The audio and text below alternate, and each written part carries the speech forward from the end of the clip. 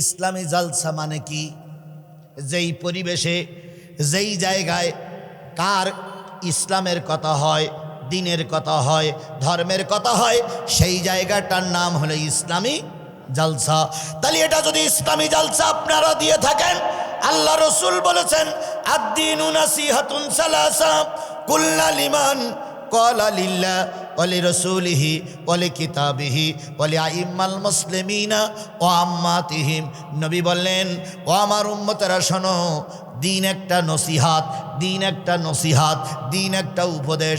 সাহাবী আজমাইনগণ বলেন, ইয়া রাসূলুল্লাহ, বক্তা যখন ওয়াজ করবে বক্তার ভিতরে কয়টা জিনিস থাকা লাগবে? ভালো করে খেয়াল করেন। আমি কিন্তু আগেই বলেছি, আপনারা শপথ নিয়েছেন এই যে দুই একজন করে ওটাওটি করবেন, তা হবে না। যদি উঠেই যান তাহলে সবাই যাওয়া লাগবে। পেশাব আধা ঘন্টা বন্ধ করে রাখা যায় না, এরা কোনো ঘটনাই না। বলেন তো আপনারা এই মাঠে কত বছর মাহফিল শুনতেছেন? এখানে লেখা আছে 38 বছর। 38 বছর এই মাঠে মাহফিল হচ্ছে। মাহফিল করতে করতে আপনারা যেরকম চলে যাচ্ছেন, এইরকম মাহফিল করতে করতে কোনো বক্তা মাহফিল বন্ধ করে বলেছে যে আমি একটু পেশাব করে আসি? শুনেছেন ভাই? কোনোদিন শুনেছেন যে বক্তা মাহফিল বন্ধ করে পেশাব করতে যায় না? তোমার এত হিসু জাগে কেন?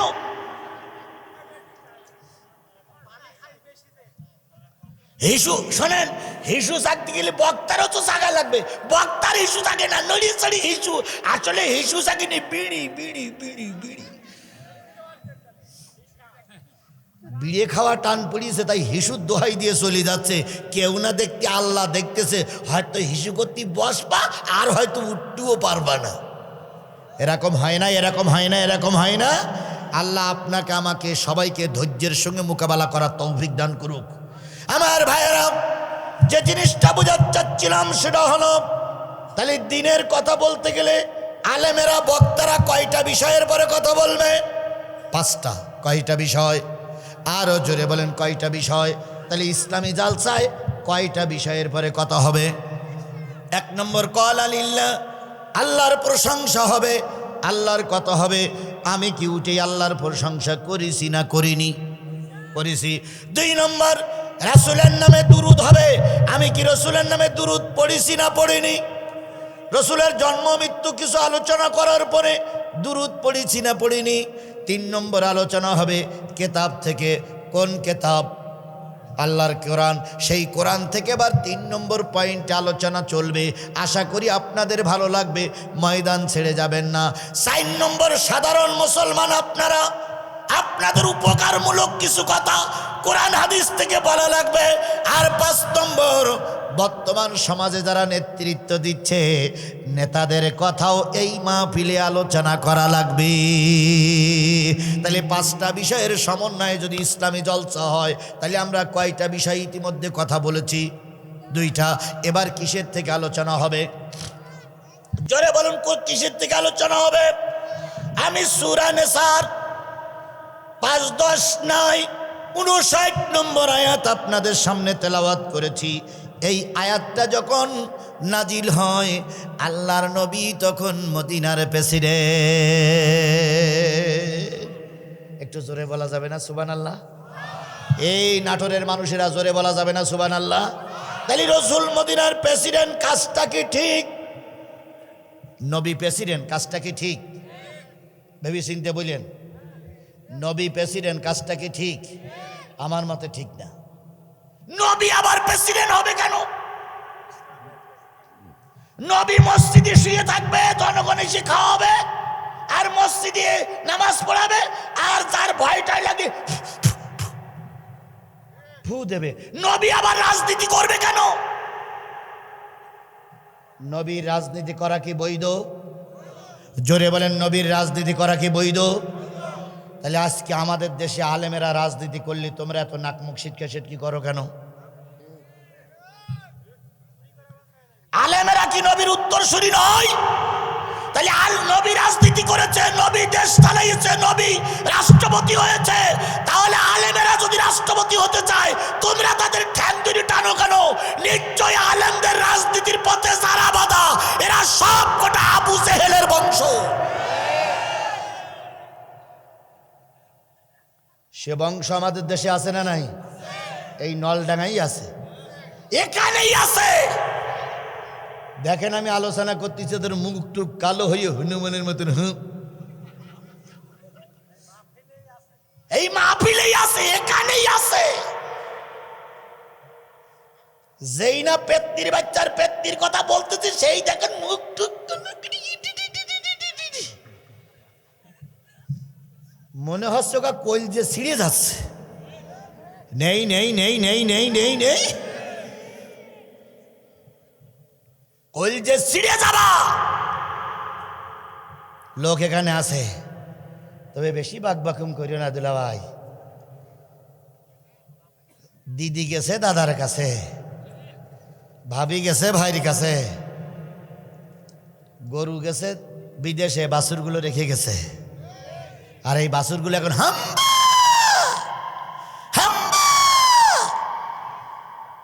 হাম্বা হাম্বা করে কোনো কাজ হবে না। যে মা তার সন্তানকে রাজপথে ফেলাইয়ে চলে যেতে পারে, ও মা নামের রাক্ষসী, ও মা নামের কলঙ্ক, ও মা নামের অবৈধ মা। কথা বলে ঠিক যাবে ঠিক।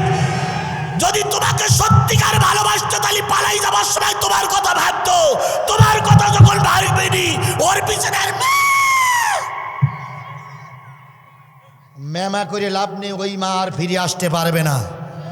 ইনশাল্লাহ বলেন, ইনশাল্লাহ বলেন। বাংলাদেশের 18 কোটি মানুষ বেঁচে থাকা অবস্থায় এই ডাইনি, এই রাক্ষসী, এই দেশ ধ্বংস করি এই শেখ হাসিনাকে আমাদের দেশে আর ফিরিয়ে আনা হবে না। কারা কারা রাজি আছেন? 2 হাত উঁচু করে আল্লাহরে দেখা।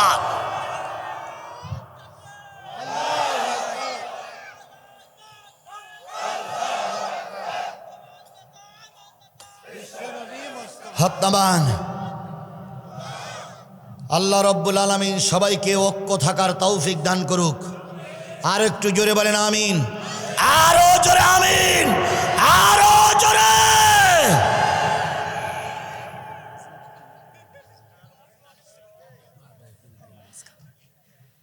চলবে চলবে চলবে চলবে।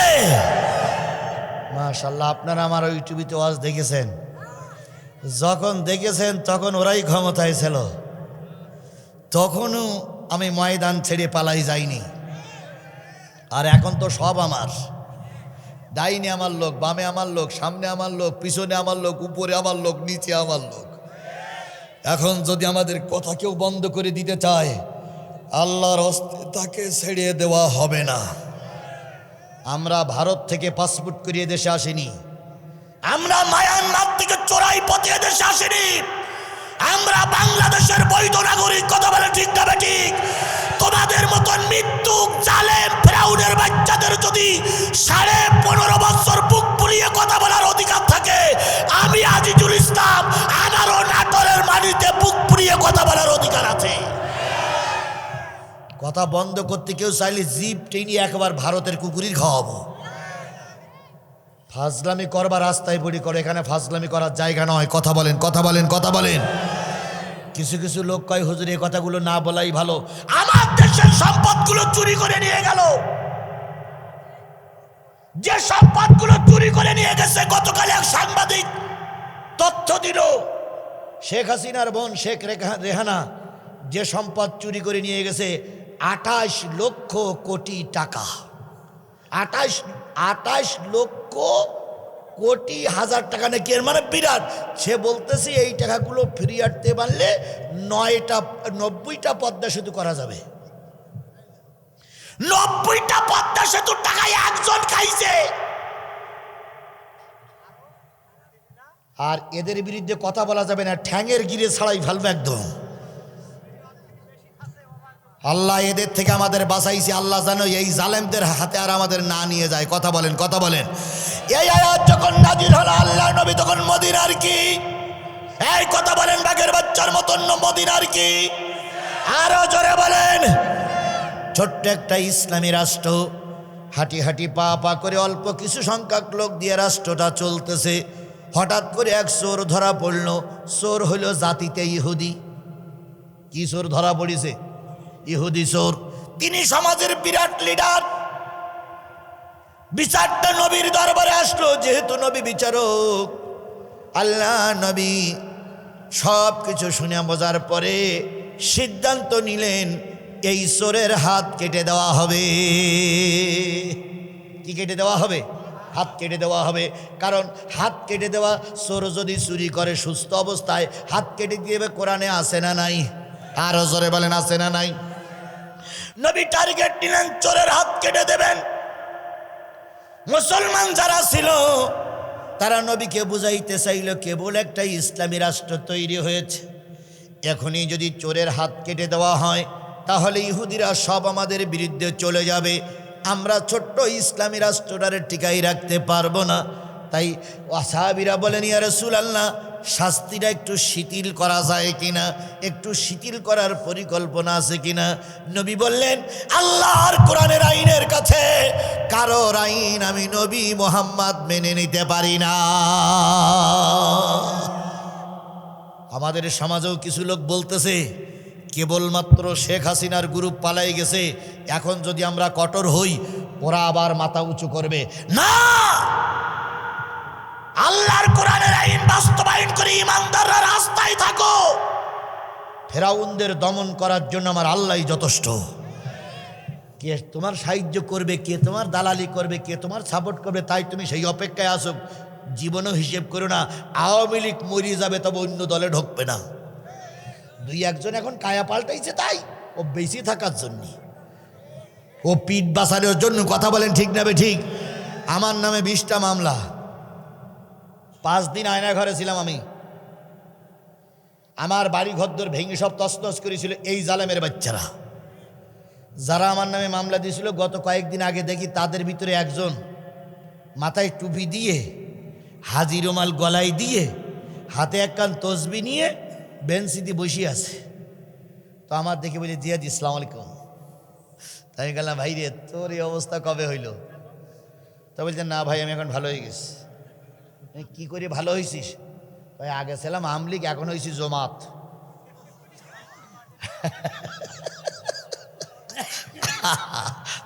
আগে ছিল আমলিগ, এখন হয়েছে কি? জামাত না জমাত। বলছে আগে ছিলাম আমলিগ, এখন হয়েছি জমাত। তাই বলতে, তুই জমাতে কবে তো ঢুকেছিস? কয় না, এমনি ঢুকিনি, আমি জমাত হয়ে গেছি, আমি আর আমলিগে যাবো না।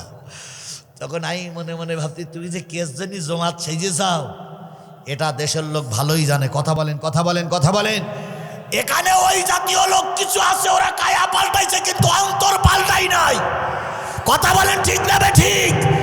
আবার দুই একজন খালেস নিয়েতে আসতেও পারে, কারণ অন্তরের খবর তো আমার জানা নেই। আছে যদি সে তওবা করে এসে থাকে, তার জন্য স্বাগতম, সুস্বাগতম। আর যদি কায়া পাল্টাই থাকে শুধু মানুষ সমাজে বেশি বসবাস করার জন্য, আর এরপরে যদি ধরা পড়ো, এরপরে যদি আবার ধরা পড়ো, এরপরে যদি আবার ধরা পড়ো, জনগণের মায়ের কিন্তু এখনো দেখুনি। সেদিন সেনাবাহিনী 2 গাঁজাখোর ধরিয়েছে, সেনাবাহিনী আশপাশ মনে আছে না? গাঁজাখোর ধরিয়েছে, ধরিয়ে বলতেছে তোরা এখন কি করতিলি? তা ওরা প্রথম স্বীকার করিনি, পরে স্বীকার করেছে গাঁজা খাচ্ছিলাম। কয় এই উপুড় হ। তো উপুড় হইস, উপুড় হওয়ার পরে বলতে সোজা হ। সোজা হইয়ে একটার পাশায় দেশে এক বাড়ি, সেনাবাহিনী লাঠি। সেনাবাহিনী বলছে আর গাঁজা খাবি? কয় স্যার গাঁজা খাবো না। কয় 100 ওটবেশ কর। এইবার ওটার যখন নেস্টেছে, আরেকটা আছে, ওটার যখন নেস্টে তো ও শুধু ওটবেশ করতে, তাই তো তোর এখন ওটবেশ করতে বলিনি, তুই ওটবেশ করলি কেন? কয় স্যার ও তো গাঁজা আনিনি, আমি গাঁজা নিয়ে আইছি। তাই ও আনিনি খেয়েছে, তাই ওই মারার আমার কি মার হবে তার ঠিক নেই। এই জন্যই স্যার আমি আগের তো ওটবেশ করতেছি, স্যার যা হয় আগের তো হোক।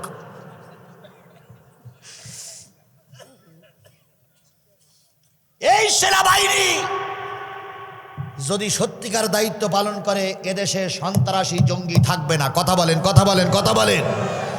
আল্লাহ আমাদের পরে রহমত করুক, সকলে মিলে বলুন আমিন। আমার ভাইয়েরা, আল্লাহ নবী চাইলেন হাত কেটে দেবে, আর তার সাথী সঙ্গীরা চাইলেন হাত কাটার এখন দরকার নেই। এমত অবস্থায় মসজিদে আজান হয়ে গেল, আল্লাহু আকবার, আল্লাহু আকবার, আল্লাহু আকবার, আল্লাহু আকবার। সবাই নামাজে যাচ্ছে।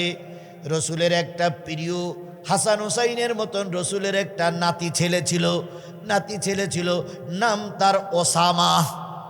কি নাম? আরো জোরে বলেন কি নাম? ওসামা ছিল পালক পুত্র জায়েদের সন্তান। সাহাবী আজমাইনগণ যাদের ঈমান তখন মজবুত থাকার পরও এই কি বলে এই সমাজে কোনো হিংসা বিদ্বেষ ছড়াবে না নিয়ত ছিল, তারা ওসামাকে ডাক দিয়ে বলল, ওসামা, নবীর এই মুহূর্তে তুমি ছাড়া আর কেউ ফেরাতে পারবে না, তুমি একটু বুঝাও নবী যেন এখন ইহুদি নেতার হাত কেটে না দেয়, কারণ ইহুদি নেতার হাত কেটে দিলে ওরাই এখন আরো জঙ্গি হয়ে সন্ত্রাসী হয়ে দেখা দেবে। ওসামা কথাটা বেরেনে ধরলেন। নবীজি আসরের সালাত আদায় করে ফিরে আসলেন, ইহুদিরে জেলখানার থেকে বের করে আনতে বললেন। ইহুদির যখন জেলখানার থেকে বের করে আনা হয়, ওসামা তখন নবীজির গলা জড়াই ধরে বললেন, না না, আমার আব্বা আপনার পালক পুত্র ছিল, মারা গেছে। আমার মা অন্যত্তরে আপনার সঙ্গে শাদী করেছে। আমি আপনার একজন নাতি ছেলে। হাসান হোসাইনকে যেমন আপনি নানা বলে গ্রহণ করেছেন, আমিও আপনার নানা। ও নানা, জীবনে কত কষ্ট করেছি, মারি খেয়েছি, না খেয়ে থেকেছি, কোনো দাবি করিনি। একটা দাবি নানা, তোমার কাছে দাবিটা রাখা লাগবে। নানা নবীজি বললেন, ওসামা রে, হাসান হোসাইনকে যতটুকু না ভালোবাসি তোরও ততটুকু ভালোবাসি, তুই কি দাবি করবি কর, আমি নবী মুহাম্মদ রাখার জন্য চেষ্টা করব। ওসামা বললেন, ইয়া রাসূলুল্লাহ, হে আমার নানা জান, আপনার কাছে দাবি হলো, এতদিন পর্যন্ত এই মদিনায় ওই ইহুদিরা ক্ষমতায় ছিল, ধরে নেন আওয়ামী লীগ। এতদিন আওয়ামী লীগ ক্ষমতায় ছিল, কেবল 5 মাস আপনি ক্ষমতায়। মিলাই নিয়েন, সব তো ক্লিয়ার করে বলা যায় না। কেবল 5 মাস আপনি ক্ষমতায়। এখন যদি আপনি ওই ইহুদির হাত কাটেন, সব ইহুদি খ্রিস্টান একজোট হয়ে যাবে, এই দেশের রাষ্ট্র টিকে থাকতে দেবে না। তাই দাবি করতেছিলাম, চোরের হাত কাটেন, আল্লাহর বিধান আমি বন্ধ করব না, তবে সেটা একটু পরে করলি না, না কেমন হয়? নবীজির চেহারাটা মলিন হয়ে গেল, নবীজির মুখটা মলিন হয়ে গেল। আল্লাহ নবী বললেন, ওসামা, পৃথিবীর যত দাবি করতে চাও সব দাবি আমি মেনে নেব, কিন্তু আল্লাহর কোরআনের বিরুদ্ধে কোনো দাবি আমি নবী মেনে নিতে পারি না।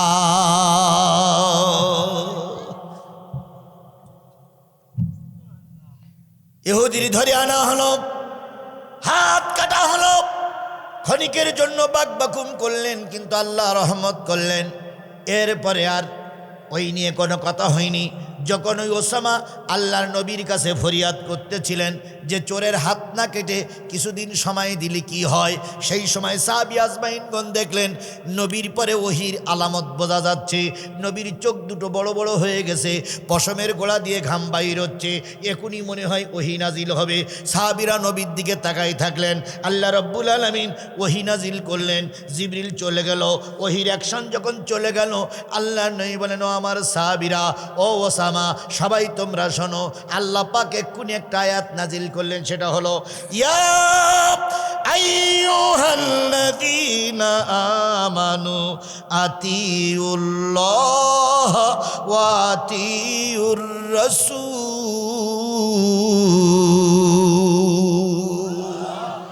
ওহে তোমরা যারা ঈমান এনেছো, তোমরা যারা আসরের সালাত আদায় করেছো, তোমরা যারা মাথায় টুপি দিয়েছো, লা ইলাহা ইল্লাল্লাহ কালেমার পরে বিশ্বাস করতেছো, আমি আল্লাহ বললাম দুনিয়ার কোন আইনের কাছে মাথা নত করো না, আল্লাহরে মেনে চলো আর রসুলকে মেনে চলো।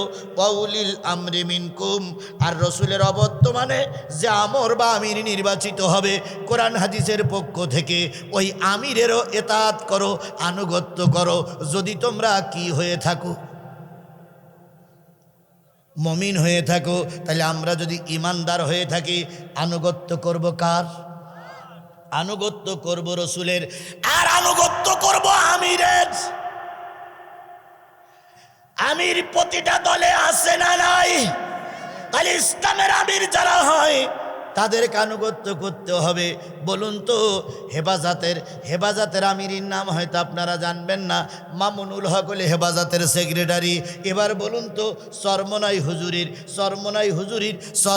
হুজুরির যে দল ইসলামী আন্দোলন বাংলাদেশ, এর আমির হলো চরমনাই পীর সাহেব। এবার বলুন তো, বাংলাদেশ জামাত ইসলামের আমিরের নাম কি? আরো জোরে বলেন। এখানে আহলে হাদিসের ভাইরা আছে, আপনাদের আহলে হাদিস সংঘের, যুব সংঘের আপনারা আহলে হাদিসের একজন আমির আছে না নাই? জোরে বলেন, আছে না নাই? আল্লাহ বললেন আমার আনুগত্য করো, রাসূলের নেতৃত্ব মেনে নাও। রসুল যখন থাকবে না, তোমাদের ইসলামী দলের যে আমির হবে, ওই আমিরের হুকুম পালন করে চলো। এটা নামাজ পড়া যেমন ফরজ, আমিরের আনুগত্য করা ততক্ষণ ফরজ যতক্ষণ আমির কোরআন হাদিসের পক্ষে থাকবে। বাংলাদেশ জামাত ইসলামী আপনারা করেন কি না করেন ওটা আমার জানার বিষয় নয়, কিন্তু বাংলাদেশ জামাত ইসলামের বর্তমান যিনি আমির, তিনি দেশের জন্য একটা রহমত। কিছু লোক ধরতে পারেন যে আমির হবে, তবে সেটা জেনারেল শিক্ষিত লোক। কেন কি বলতেছে না যে একজন ইসলামী দলের আমির জেনারেল শিক্ষিত? কেন? তুমি আর আমি আমির হইনি তাই জেনারেল শিক্ষিত মানুষ আমির হইছে। তুমি আর আমি যদি ওই জায়গায় দায়িত্ব পালন করতাম, তাহলে ওই লোকটা ডাক্তার মোহাম্মদ শফিকুর রহমান পেট কাতার তালেই থাকতো, সে আমিরের দায়িত্ব পালন করতে আসতো না। কথা বলেন। তোমার আর আমার মতো লোক যায় না, তাই ওই সমস্ত লোকগুলো আমিরের দায়িত্ব পালন করছে। কাটি দিও না, বরং ভালো হওয়ার জন্য চেষ্টা করো। তাহলে আল্লাহর আনুগত্য করো, রসুলের নেতৃত্ব মেনে চলো, আমিরের আনুগত্য করো। এবার আল্লাহ পাক বলতেছে ফাইন তানাযাতুম ফি শাইইন, যদি তোমাদের সমাজে কোনো জিনিস নিয়ে মতনৈক্য সৃষ্টি হয়, আল্লাহ রসুল চাচ্ছে চোরের কি করব। আর সাহাবী আজমাইনগণ সাথীরা বলতেছে এখন না, পরে। আল্লাহ বলতেছেন যদি তোমাদের ভিতরে মতনৈক্য সৃষ্টি হয়, একদল বলতেছে হাত কাটো, আর একদল বলতেছে কেটো না, এইভাবে যদি মতনৈক্য সৃষ্টি হয়, তাহলে তোমরা আল্লাহ এবং রাসূলের দিকে ফিরে যাও। যদি তোমরা মুমিন হয়ে থাকো, এটাই তোমাদের জন্য উত্তম। তাহলে যখন কোনো সমস্যা বাঁধবে, ফিরে যাব কোরআনের দিকে, হাদিসের দিকে। কিসের দিকে? কারণ এখনো নির্ভেজাল দুটো জিনিস আমাদের কাছে আছে, সেটা হচ্ছে কোরআন আর সহিহ হাদিস। আল্লাহ আমাদের কোরআন হাদিস মেনে চলার তৌফিক দান করুক। সকলে মিলে বলুন আমিন। আরও জোরে বলেন আমিন। তাহলে বিচার ফায়সালা হবে কি দিয়ে? কোরআন দিয়ে, হাদিস দিবে। এবার বলুন তো, আমাদের দেশে কোরআন হাদিসের বিচার ফায়সালা কি আছে? এই কথা বলেন, কথা বলেন নাটোরের মুসলমানেরা, আমার দেশে কোরআন হাদিসের বিচার ফয়সালা আছে? জোরে বলেন আছে? কোনো জায়গায় নাই, একটা জায়গা তো নাই। এই জন্য সমাজে শান্তি ফিরিয়ে আনতে গেলে কোরআন হাদিসের ফয়সালা করা লাগবে। হযরত ওমরের জামানা, কার জামানা? আরো জোরে বলেন কার জামানা? বলুন তো, ওমরের জামানায় ইসলামের উপকার বেশি হয়েছে না কম হয়েছে? আবার ওমরের রাগ বেশি না কম? আরো জোরে বলেন বেশি না কম? বুঝে নিয়েন, রাগ বেশি থাকলে বিপদ, আবার রাগ কম হলে বিপদ। যদি বাংলাদেশ জামাত ইসলামী, বাংলাদেশ জাতীয়তাবাদী দল বিএনপি, এই দুইটা দল বেশি রাগান্বিত হতেন, দুইটা দলই ধ্বংস হয়ে যেত। কিন্তু বিপদে পড়ে তারা ধৈর্য ধারণ করেছে। পেতনির বাচ্চা পালিয়ে গেছে, বিএনপি আর জামাত এখন নেতৃত্ব দিয়ে বেড়াচ্ছে। খালেদা জিয়াকে ক্যান্টনমেন্টের বাড়িতে বের করেই দিল, দেয়নি? বের করে দিল। এরপরে তিনি যে বাসায় ছিল, সেই বাসায় কারেন্টের লাইনের কি কেটে দিল? তার কেটে দিল। আমি জিজ্ঞেস করি, শেখ হাসিনা, কারেন্ট কি তোমার বাবার? কারেন্টের আমরা বিল দেই না? তোমার কোন অধিকারে তুমি কারেন্টের বিল লাইন কেটে দিলে? তোমার বিচার বাংলার জনগণ করবে। কথা বলে ঠিক না ঠিক? সবচেয়ে বড় ভুল হয়ে গেছে শেখ হাসিনার বিমানে ওঠা। এরে ওঠার আগে ধরতে হইতো। কি কথা বলেন, কথা বলেন, কথা বলেন।